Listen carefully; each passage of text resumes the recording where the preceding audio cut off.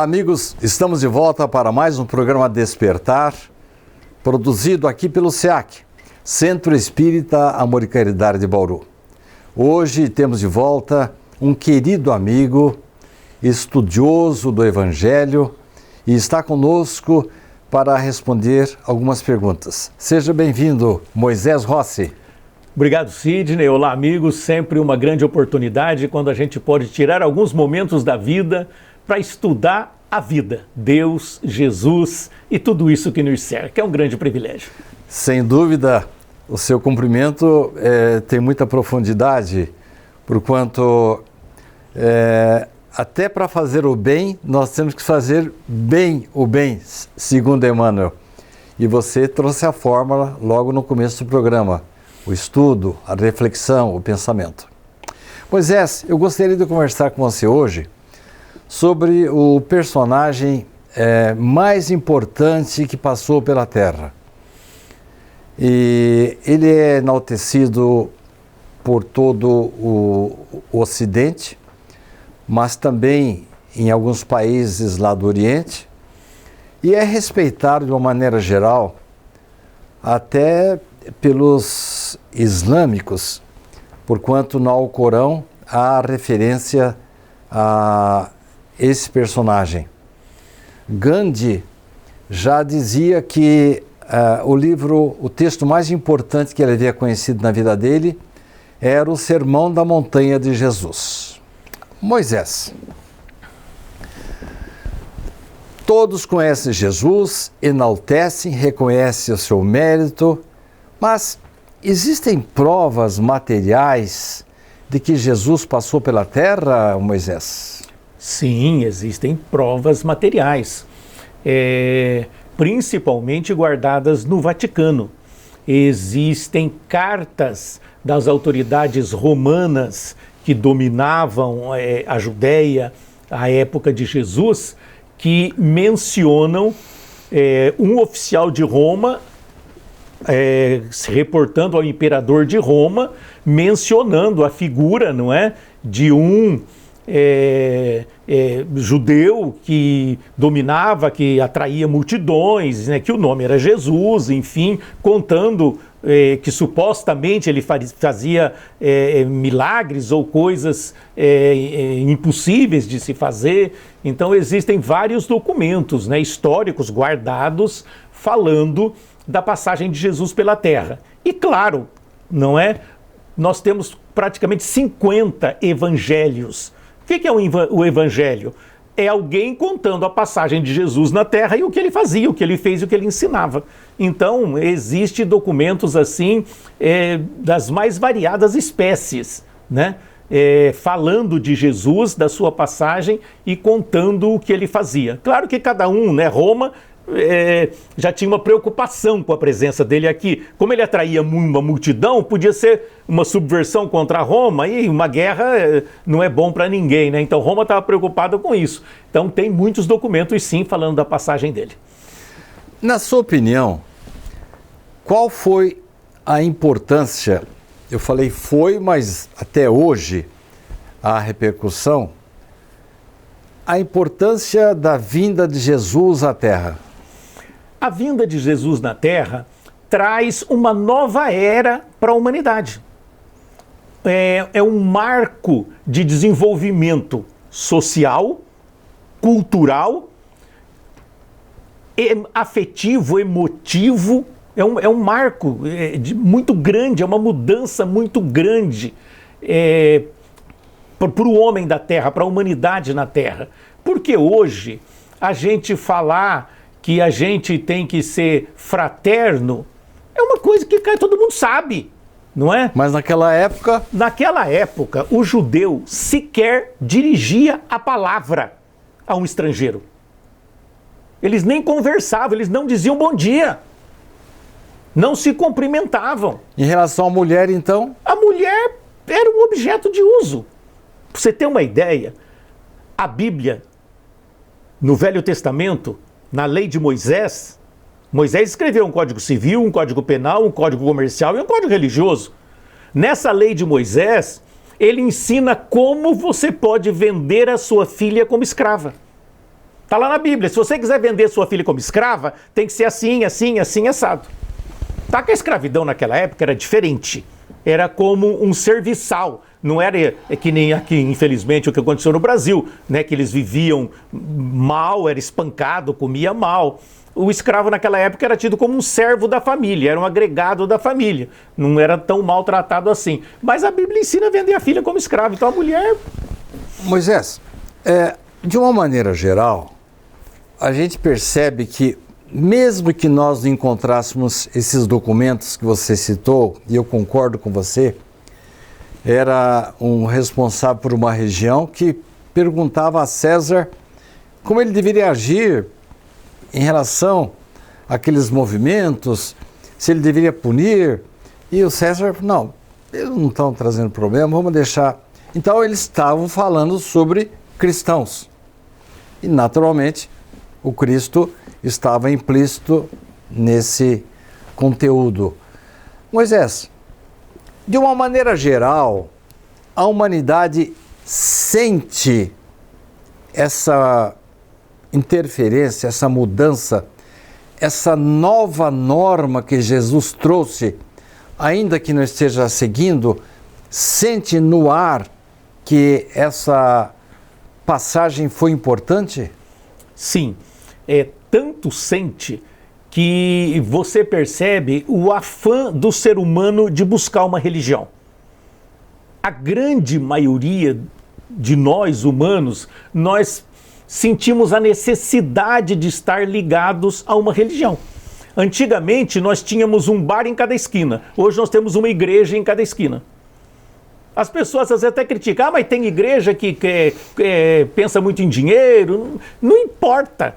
Quem vai lá, vai buscando Deus, vai buscando Jesus, vai buscando se inteirar, se enfronhar nessa mensagem que o Cristo trouxe. A mensagem de amor, de paz, de fraternidade, de perdão, de mansuetude, enfim.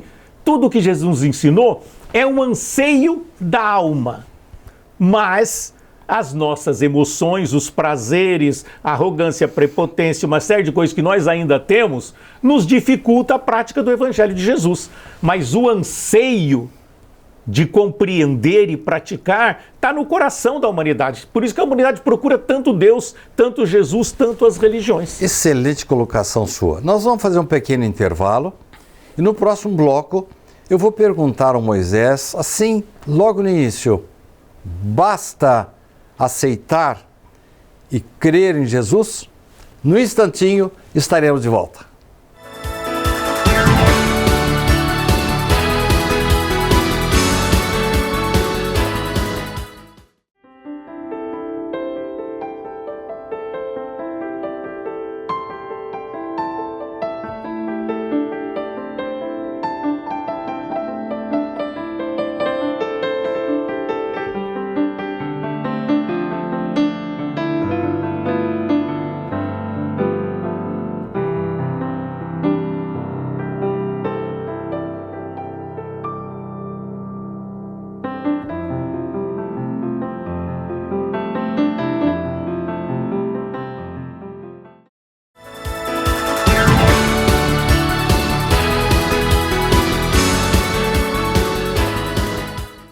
Estamos de volta com o programa Despertar, hoje com o Moisés Rossi. Moisés, basta aceitar, acreditar em Jesus para nós alcançarmos o céu? Sidney, de Jesus até agora, fala-se muito em aceitar Jesus no seu coração. É um passo. Depois, nós falamos muito em praticar o Evangelho. É mais um passo. Só que a gente não parou para pensar que praticar o Evangelho na marra não beneficia ninguém. Eu tenho que ser bom porque está escrito no Evangelho. Eu acho que nós estamos chegando, Sidney, num momento da humanidade que falar em praticar o Evangelho já é pouco. A humanidade precisa realmente compreender o Evangelho, entender o Evangelho. Jesus disse isso. Se ele disse, o que ele quis dizer quando disse? Em que situação Jesus estava quando disse? Por que ele teve que dizer ou ele quis dizer? Tudo isso são perguntas que nos ajudam a compreender a mensagem do Cristo. Entender, perceber, interiorizar o conhecimento de que o Evangelho de Jesus é o caminho, a verdade e a vida para uma felicidade maior. Quando você sabe o Evangelho, você pratica naturalmente. Tudo o que você sabe, você pratica naturalmente. Nós ainda temos dificuldade de praticar o Evangelho porque as nossas emoções são contrárias, nós gostamos de supremacia, de revide, de se impor e não compreendemos o Evangelho.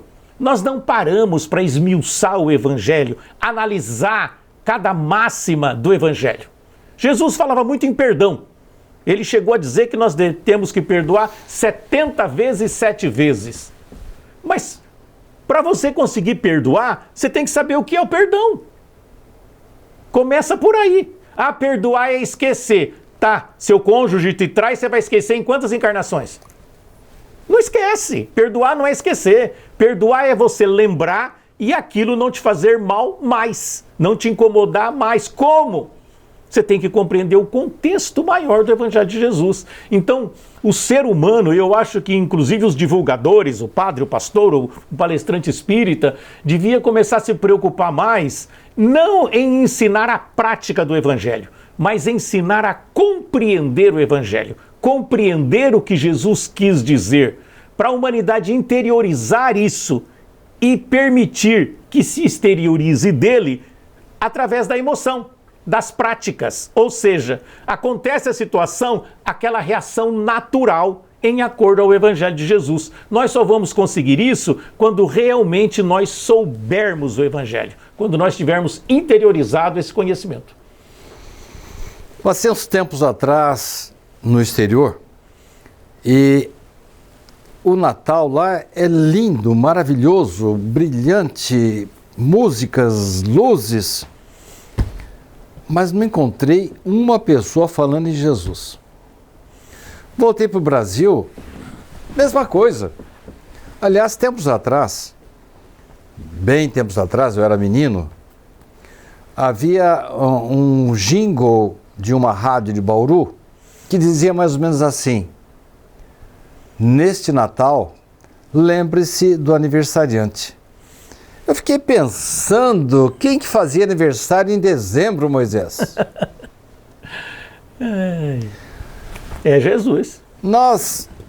Você não estranha que as pessoas, porque tirando assim a missa, os hinos, você não acha que nós estamos comemorando, bebendo, comendo, viajando e estamos nos esquecendo do aniversariante?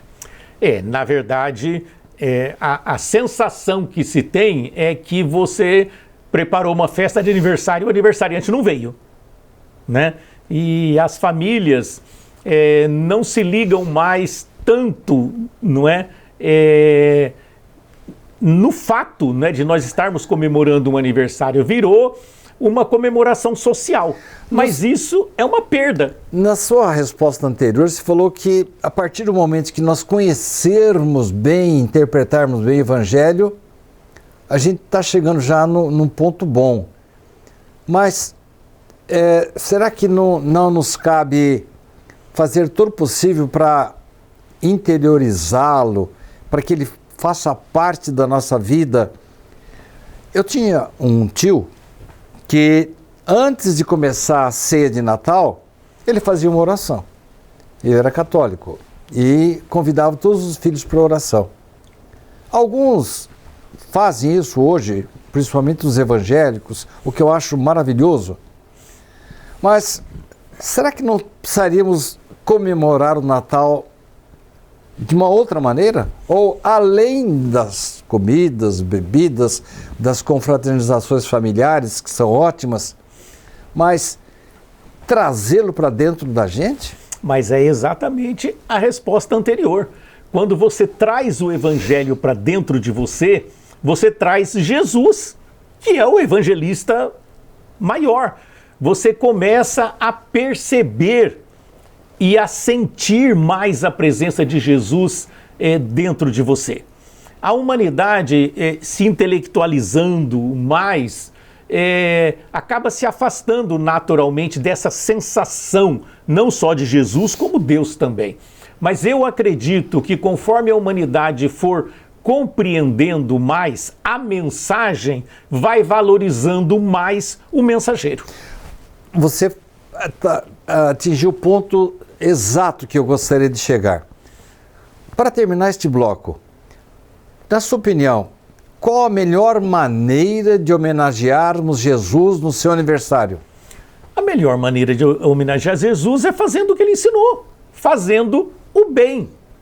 Fazendo o bem, mas fazendo aquele bem emocional, com vontade de fazer, com alegria de fazer, com amor no coração, porque Jesus é amor. Tudo que ele ensinou é amor, é convivência, não é? É relacionamento. Então, para homenagear o Jesus e para comemorar realmente o seu aniversário, a gente precisa deixar transparecer de nós o amor que nós compreendemos através de Jesus. Fazer isso com vontade, mas lembrando de Jesus.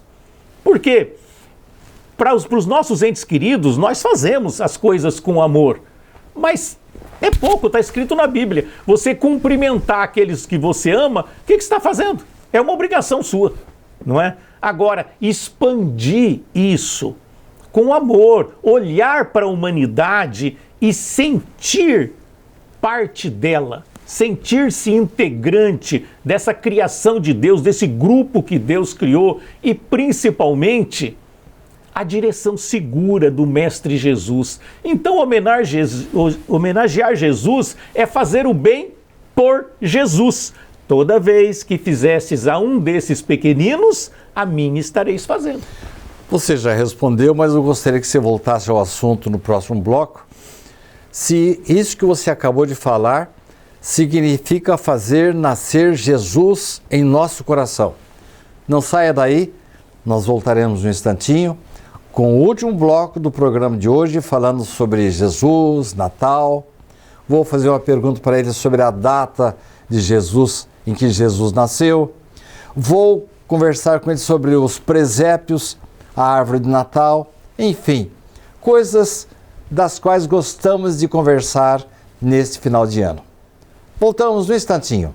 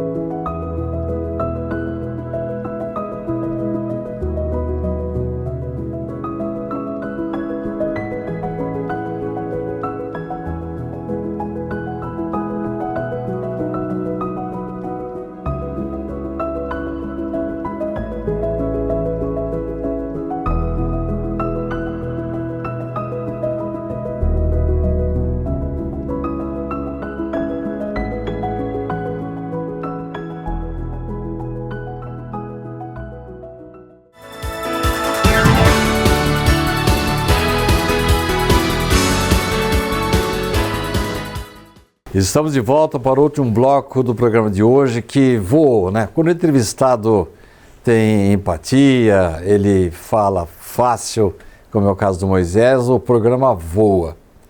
Moisés, eu tenho muitas perguntas, mas o tempo não vai dar. Então, desculpe a indelicadeza, mas se você puder abreviar a resposta para eu fazer mais perguntas. Vamos lá.